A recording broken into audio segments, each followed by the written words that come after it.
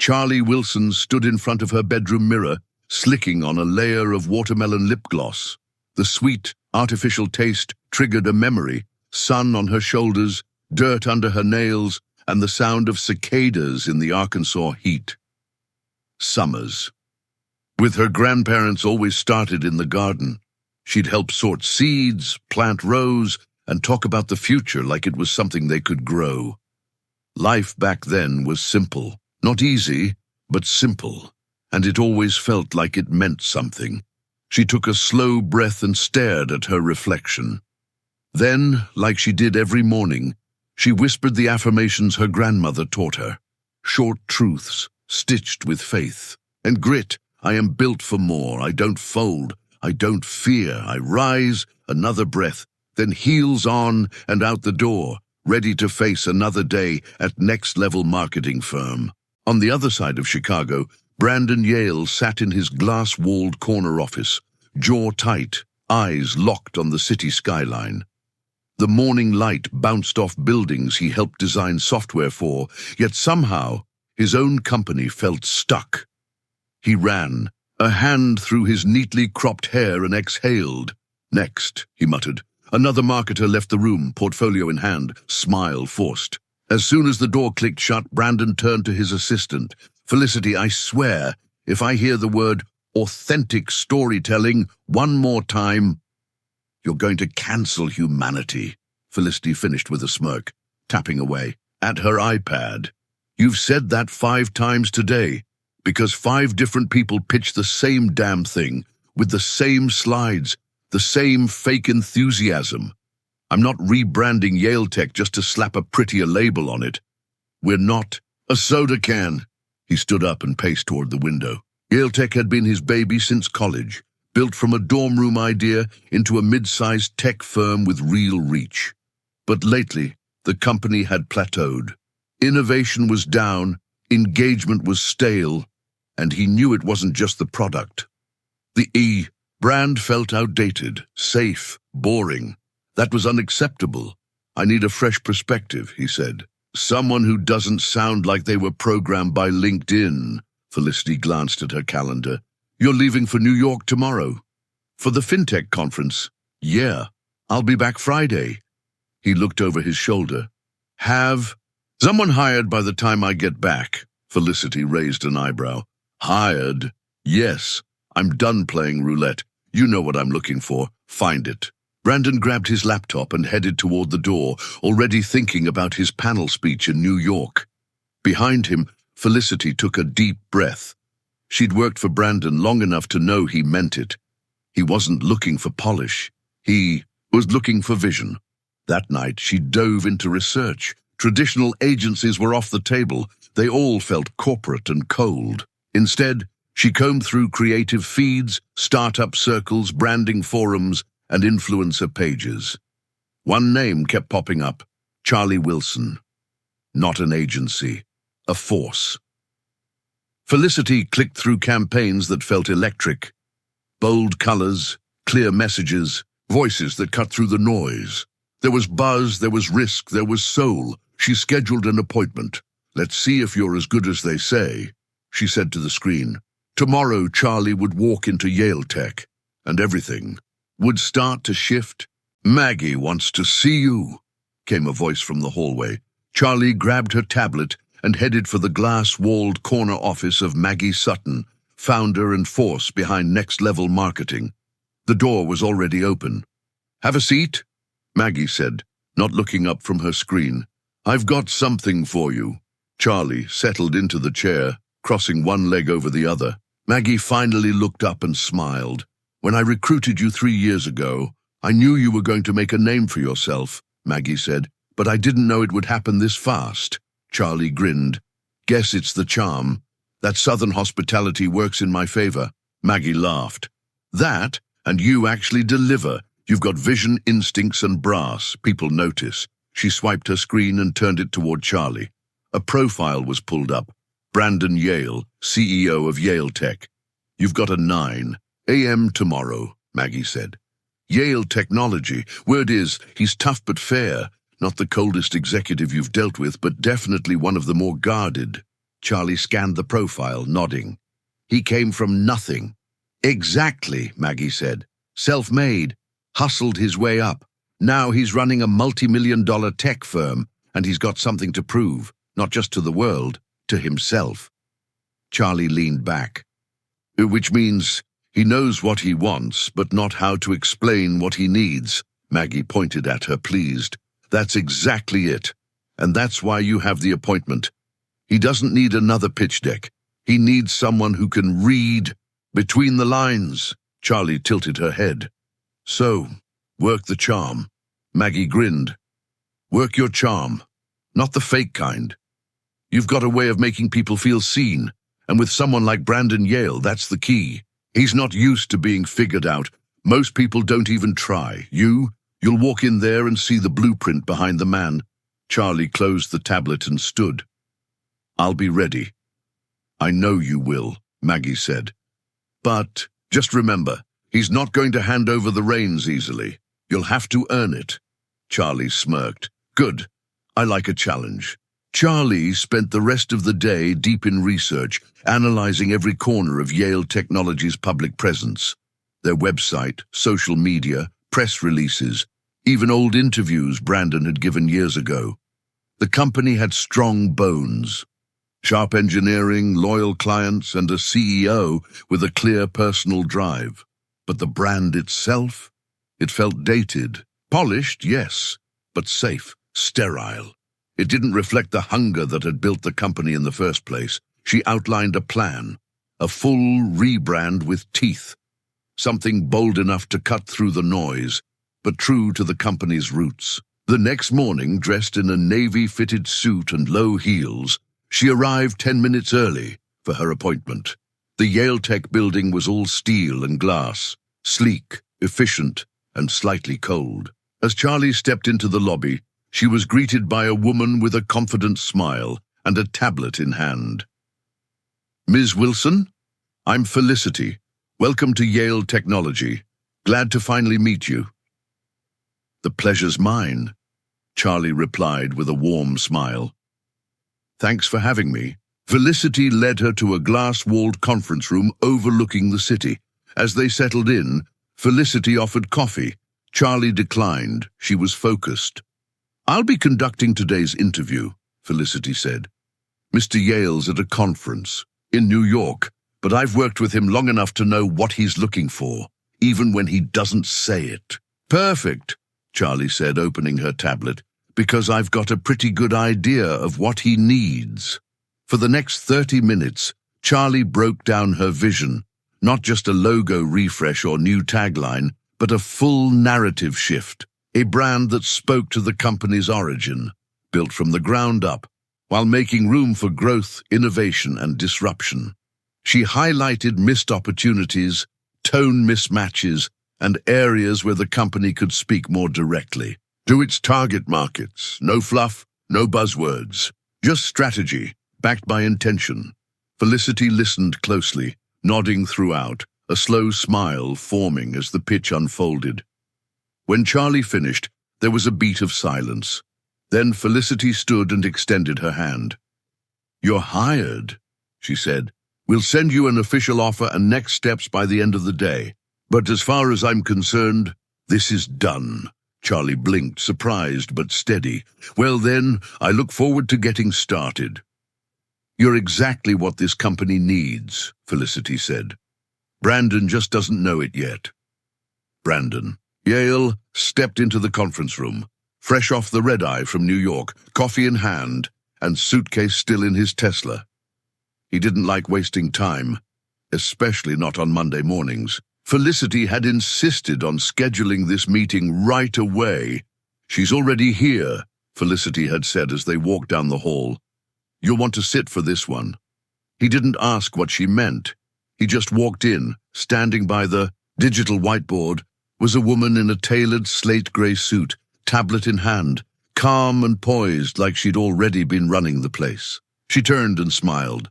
Mr. Yale, she said, extending her hand. Charleigh Wilson. Brandon paused just a half-second too long before shaking her hand. He wasn't the kind of man who got caught off guard often. She picked up on it. I'm not what you expected, she said smoothly. He gave a nod. No, I was expecting a man. Charlie didn't miss a beat. Yes, I know, but instead you got me. She paused, her tone calm but direct. I hope you're comfortable working with a black woman. Brandon's eyes narrowed slightly, not in irritation but in calculation. Then he gave a small shrug. I only care about results, he said. Not class, race, or gender. Can you deliver? Charlie smiled. Let me show you what I've got. For the next 2 hours, the air between them shifted from wary to electric. Charlie walked him through her roadmap, an honest audit of the company's image and where it failed to match its power. She didn't sugarcoat it. The branding was dated, the messaging inconsistent, and the public narrative flat. Then she pivoted to the vision, a campaign that fused Brandon's origin story with the company's future, making Yale Tech a brand. People didn't just use, they believed in. Brandon challenged her, questioned the data, pushed back. But Charlie didn't flinch. Every question had an answer, every slide had a purpose. She spoke in strategy, but her delivery had heart. Something he hadn't realized was missing until it was sitting across from him. By the end of the meeting, Brandon leaned back in his chair, watching her closely. You really believe in this? Charlie met his gaze. I believe in people who build something from nothing. I believe you're not done yet. He didn't smile, but something in his expression softened. Then, let's get to work. Over the next few weeks, Charlie worked closely with the Yale Tech marketing team, guiding them through the early stages of the rebrand. Every few days, she'd meet with Brandon to present progress reports, outline next steps, and field his pointed questions. Their conversations were brisk, focused, always professional, though something unspoken often lingered in the room when their meetings ran long. Still, lines were respected, boundaries held. That changed, at least a little, at the Midtown Foundation. Gala Brandon arrived with Crystal Hayes, a striking woman in a crimson gown who turned heads as soon as they entered the ballroom. She'd been seen on his arm at more than a few industry events, a consultant with sharp business instincts and magazine-ready looks. Perfect on paper. But tonight, Brandon's attention didn't stay on Crystal for long. It shifted the moment. He caught sight of Charlie across the dance floor. She was laughing, really laughing, her head tilted back as she twirled in the arms of a tall, clean-cut man in a navy tux. Her hair swept over one shoulder, her dress a soft gold that shimmered under the chandeliers. She didn't see him watching. Brandon wasn't sure what it was, the way her laugh echoed through the room, or the ease with which she moved, but something about it hit him sideways. A discomfort settled in his chest, something he couldn't name. Later that night, after the event had quieted and most of the guests had spilled out into the lobby, Brandon crossed paths with her near the valet. Miss Wilson, he said casually, his hands in his pockets. She turned, a knowing smile already on her face. Mr. Yale, fancy seeing you here. He glanced over her shoulder. Your date, is that your husband? She raised an eyebrow, amused. Nope. Boyfriend. Someone special, she said with a grin, brushing a strand of hair behind her ear. Why? Jealous? Brandon smirked. Just curious. She returned the favor. And what about your date? You and Crystal? Serious? He chuckled, rubbing the back of his neck. Not yet. Just then, her date, Corey, walked, upholding their coats. Ready, see? Yep, she said, taking her wrap. Brandon gave a polite nod, and Corey did the same. Later that night, as Corey and Charlie walked up the stairs to their apartment building, he gave her a look. So, was that guy one of your clients? Yep, she said, unlocking her door. Brandon Yale, Corey raised a brow. Huh, he looked interested. Charlie laughed. That's what surprised me. He's always professional. Never talks about anything other than analytics and strategy. Corey shrugged. Maybe tonight he was trying to be human, outside of work. They both laughed. Still, When she closed the door behind her, Charlie paused, and for a moment, her smile lingered a little longer than usual. Brandon couldn't shake her. All weekend, no matter what he tried, morning workouts, conference calls, even test driving a ridiculous new electric roadster, Charlie's laugh echoed in the back of his mind. That easy, unfiltered laugh. From the gala, the way she moved, like the room didn't own her. The way she didn't need attention but got it anyway. It bothered him. Not because it was wrong, but because it was real, and real was dangerous. By Monday morning, he'd made a decision. He delegated the campaign oversight to Melissa Grant, his trusted senior strategist. She'd handle reports, meetings, and approvals. Brandon told himself it was the smart play, giving Charlie the space to do what she did best without a CEO breathing down her neck. But in truth, it was avoidance. Plain and simple. For 3 weeks he kept his distance. No check-ins, no drop-ins, no meetings, not even a single email, until fate, or maybe karma, intervened. A Thursday night reservation mix-up at his favorite downtown restaurant left him waiting for a table. As he scanned the dining room, his gaze landed on a familiar silhouette near the window, Charlie, sitting alone, scrolling her phone between bites of pasta, glass of red wine half full. He hesitated, then walked over. "Ms. Wilson," he said, lightly. She looked up, surprised. "Mr. Yale, twice in one lifetime outside of work. What are the odds?" "I didn't know you were a regular here," he said, nodding toward the empty chair. "Mind if I join you?" She gestured with a smile. "Please." They talked casually at first. The campaign, progress updates, her team's momentum. But eventually, Charlie leaned back, fork down, and fixed her gaze on him. "So," she said, "why have you been avoiding me?" Brandon blinked. "Avoiding you? Don't play dumb. No emails, no calls, no feedback. You've made yourself invisible." He let out a breath. "I've been working on other parts of the business. I believe in your ability to lead without me hovering." "That's true," she said, "but this was different. It wasn't delegation. It was distance. So I'll ask again. What did I do wrong?" He looked down at the table, thumb tracing the rim of his water glass. Then, after a pause, he said quietly, "You didn't do anything wrong. I needed space for personal reasons." Her expression softened. "Oh, I see." There was a silence. Then she tilted her head playfully. "It's been 3 weeks. Have you resolved those personal reasons yet?" He looked at her, really looked at her, and shook his head.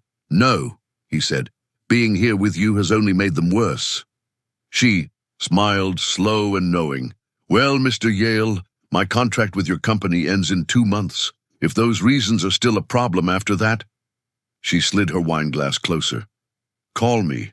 For the first time since they met, Brandon smiled without reserve. "I just might," he said. Brandon walked into his office Monday morning already annoyed. His inbox was a mess, his coffee was cold, and Bill, his PR director, was right on. His heels buzzing with urgency. "Brandon," Bill said, not even waiting for him to sit, "we need to talk." "That's usually a bad sign," Brandon muttered, dropping his coat on the chair. "It's about your image, the company's image to be exact. You and Crystal, the press is responding well.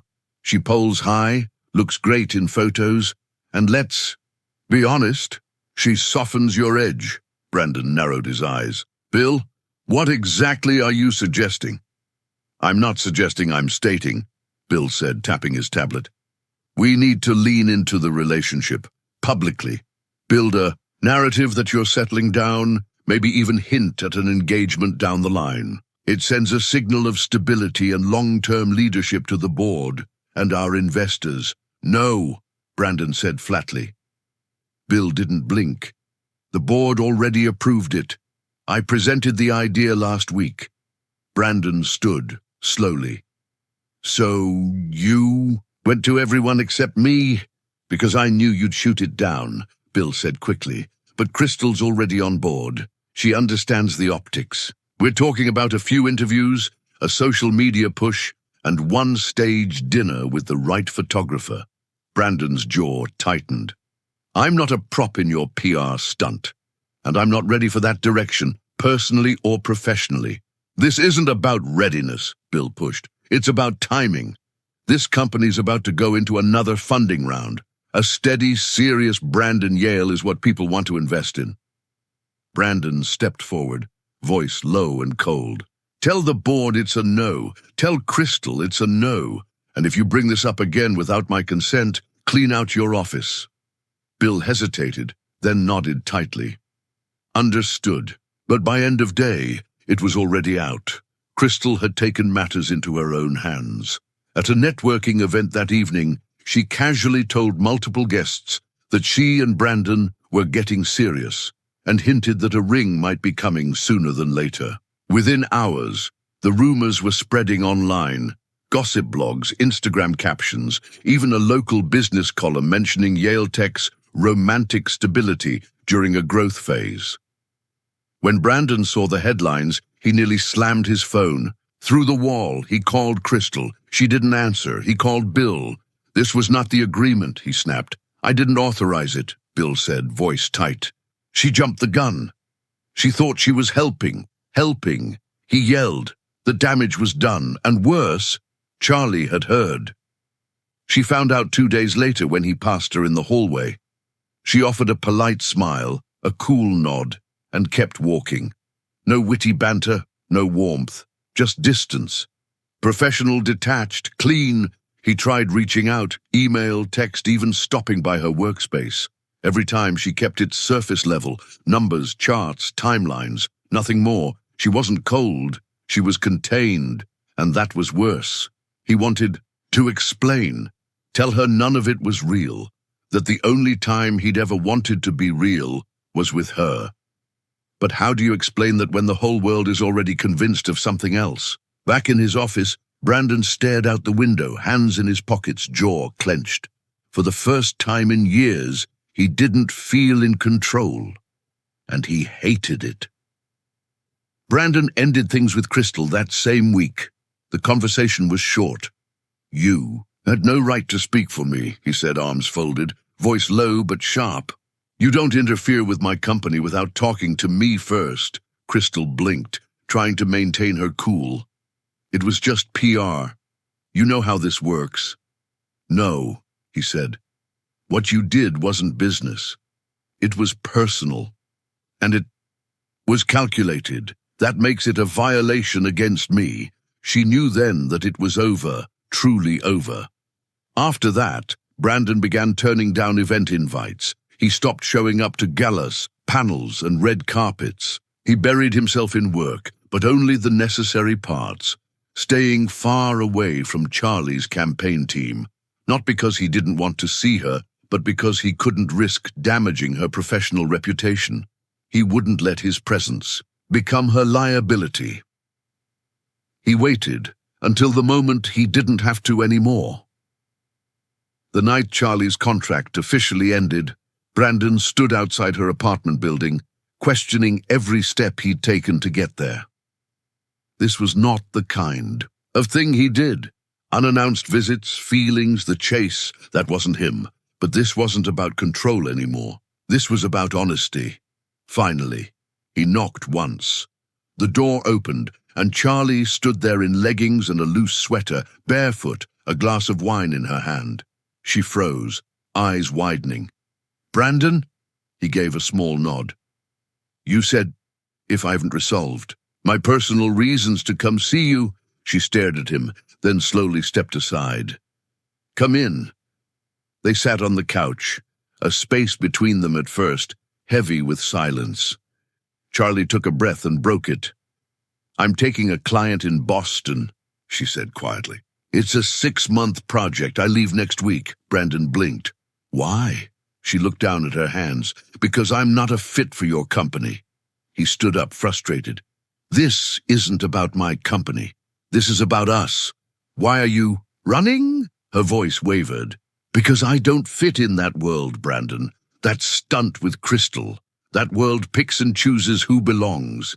They pushed a fake relationship Okay, not completely fake, but they exaggerated something that barely existed. Just for headlines, for optics. I can't compete with that. That was Crystal, he said firmly, stepping closer. She used my name for attention. That's not love. That's ambition. He reached down and gently pulled her up to stand in front of him. He didn't touch her, just looked her in the eye. I've been in love with you since the fundraiser, he said, voice low, raw. I've waited 2 months to say that out loud. I've never been in love before. And I'm not backing down. Her breath hitched. You and I, it's going to happen. No one is going to stop it. Not your fears, not my past, not some PR story. Nothing. She searched his face. Why? She whispered. He smiled, soft but certain. Because you're the only thing I think about more than my company, and that's never happened to me before. There was a beat. Then another. Ms. Wilson, he said, slipping back into his familiar tone. Steady, playful, confident. Will you go out on a date with me tonight? Charlie stared at him, heart pounding. 1,000 thoughts swirled in her mind, timing, distance, risk, but none of it mattered when she looked at him. She smiled. Yes. He exhaled, just once, as if the tension in his chest finally let go. Good, he said, because I've been rehearsing that line in my head for weeks. She laughed, the kind of laugh he remembered from the gala, the one that wrecked him. And then she reached for her keys. Well then, Mr. Yale, she said, slipping on her flats. Let's see if the CEO of Yale Tech knows how to plan a real date. He opened the door for her, heart racing in the best way possible. I'll try not to disappoint, he said. You won't, she replied, and for the first time in a long time, they both stepped into something completely unknown. Together. Charlie's 6 months in Boston flew by faster than she expected. The job was demanding, but Brandon made it easier. When he could, he'd fly in for a few days, working remotely from her apartment. Laptop on the kitchen counter, coffee brewed just the way she liked it. He made her laugh during the stressful late nights and always cooked her breakfast before flying back out. When he couldn't come to Boston, she'd meet him wherever he was. New York, LA, sometimes even small cities where he had quiet business dealings. They didn't miss a weekend. It was a rhythm, a commitment without pressure, a love that worked around life instead of waiting for perfect conditions. When the contract finally ended, Charlie packed up her things and flew back to Chicago. She expected to spend her first weekend decompressing, catching up on laundry, and maybe grabbing dinner with Brandon. She didn't expect a party. When she walked into Brandon's apartment that night, soft jazz played in the background, and the warm scent of roasted chicken and honey cornbread filled the air. The lights were dimmed, the table was set, and to her surprise, standing in the living room were her parents, her grandparents, and a handful of close friends from both, her Arkansas roots and her Chicago chapter. Her grandmother was the first to greet her, arms wide and proud. Told you he was a keeper. Charlie laughed, overwhelmed but touched. You're all here? Brandon stepped in, taking her coat and pressing a kiss to her forehead. You've been gone long enough. It was time to bring everyone home. Dinner was warm, familiar, and full of laughter. Her grandfather told stories about Charlie's stubborn childhood. Her mother showed photos from the garden back home.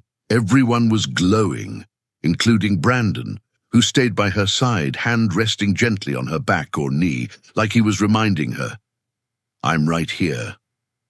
After dessert, the music shifted to a soft R&B classic. Brandon stood and reached for her. Hand, dance with me, he said. She smiled, letting him lead her to the center of the room. He twirled her once, twice, then held her close before slowly easing back. Then, without a word, he dropped to one knee.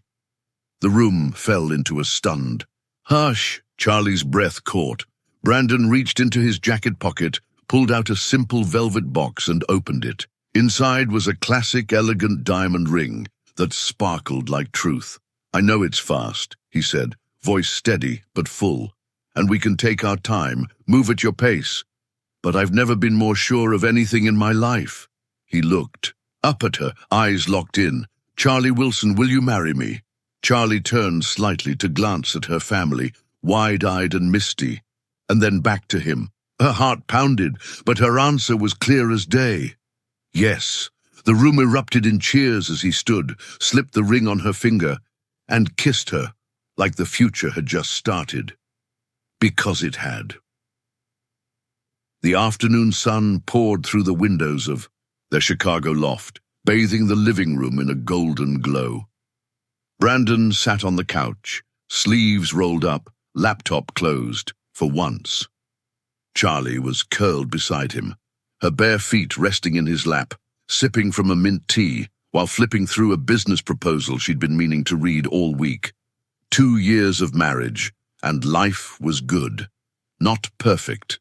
They still clashed over calendars and forgot who was supposed to grab groceries, but it was real, solid, built on truth, not timing. They had carved out a world where love and business didn't compete. They collaborated. "So," Brandon said, nudging her leg, "what do you think about launching something together? Not just consulting, a real brand, our own firm, equal stake, call it Stadia." Charlie looked up, amused. "Stadia? It means a place of power. Also sounds cool as hell on a building." She laughed. "You and these dramatic names." "I'm serious," he said, leaning forward. "Your creative genius, my tech background, and both our networks. We'd own the space." Charlie gave a thoughtful hum, setting her tea down. "Maybe in a couple of years." Brandon raised a brow. "Couple of years, that long? Why wait?" She smiled, slow and knowing, the kind of smile that always made his heart pause. "Because," she said, "I want to spend the first year at home with our child."